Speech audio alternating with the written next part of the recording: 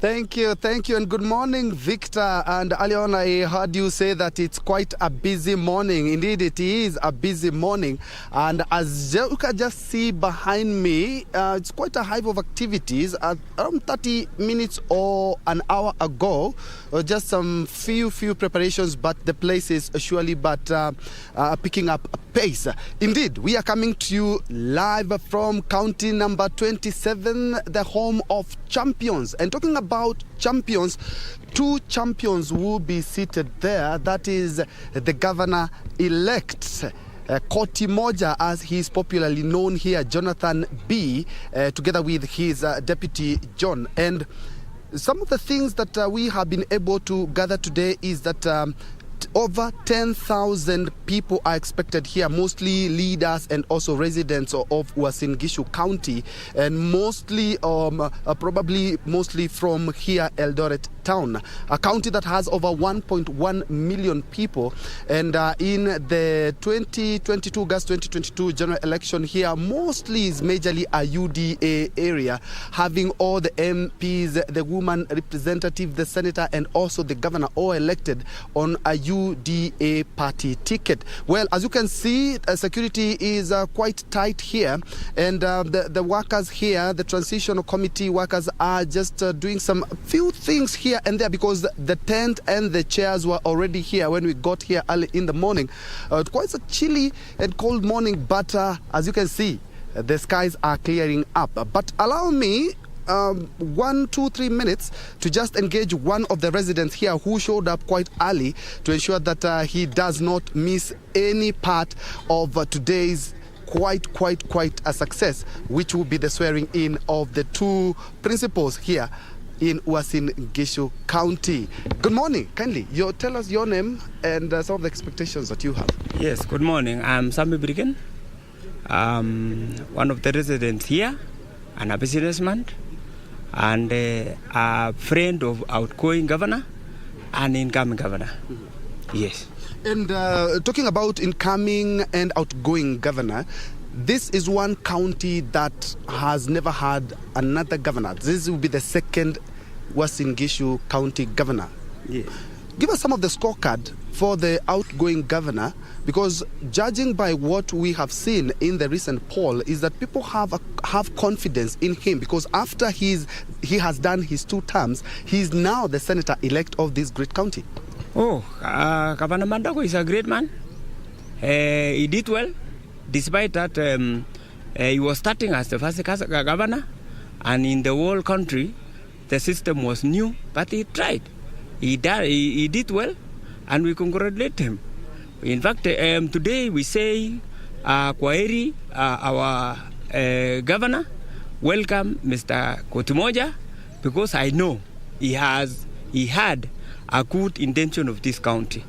As he becomes now the senator of Uasin Gishu, we know he will do it better than when he was here as a governor. And looking at some of the challenges here, of course, there is youth unemployment and also a big water challenge here in this county. Those are some of the interests that the new governor Koti Moja will be having to deal with in his first days in office. I know when you talk of unemployment, it's a national thing. It is something which cannot be solved. So what we say, Mandako has done his best. Let Koti Moja also come and do his best. All the leaders here were elected. We do not have any independent candidate here who was elected. We only have UDA, just to underscore the influence of President-elect Dr. William Ruto, who has also served as an MP in this great county. Yes. We have a lot of confidence in our incoming president. And this is a zone, UDA zone. If today William Ruto says we move to another party, as a county, as a people, we are ready to support him.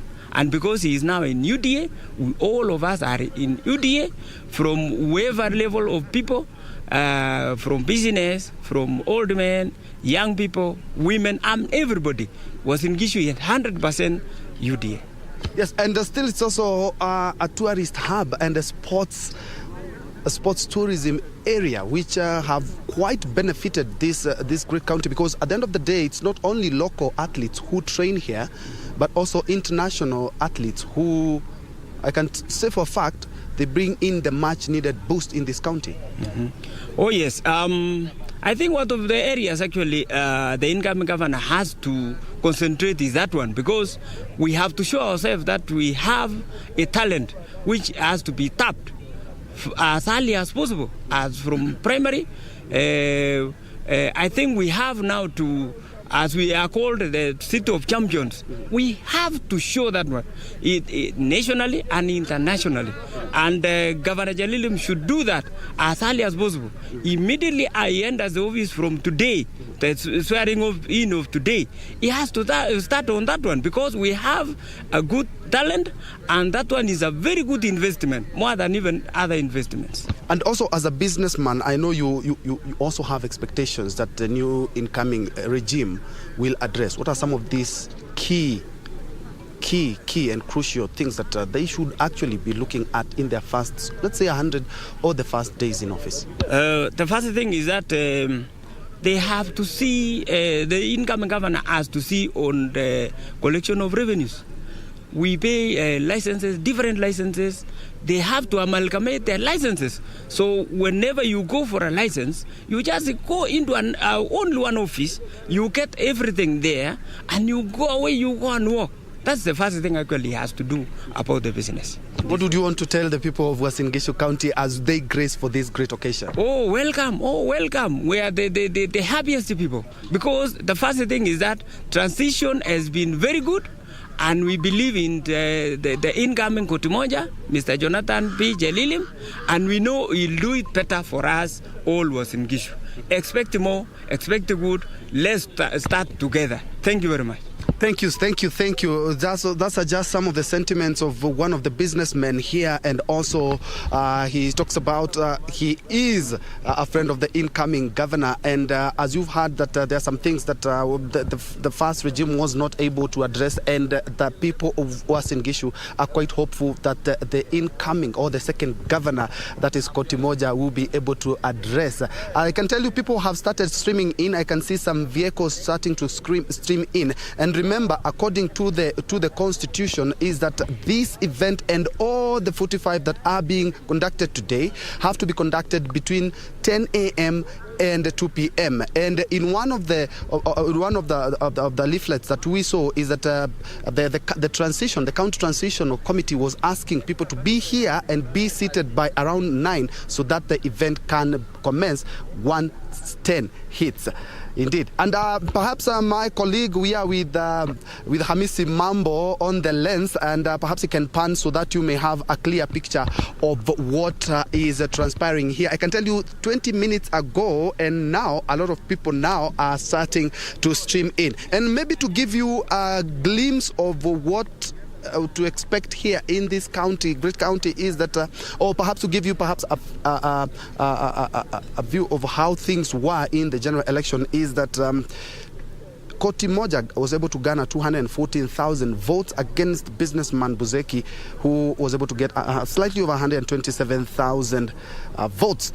Remember, the outgoing governor will be the incoming senator, that is Jackson Mandago, who was also able to garner over 250,000 votes against his closest competitor, who got slightly over 90,000 votes, just to show you the confidence that people had in the governor. And also they have expectations, lots of expectations here as actually in this great county. Of course, there are six MPs here, and all are elected on a UDA ticket, and also the women representative Gladys Boss-Sholei, who also was elected on a UDA ticket. Of course, we will be here until the last minute at 2 p.m. so that we may be able to give our viewers a clear view and picture of how the event is here at county number 27, the great county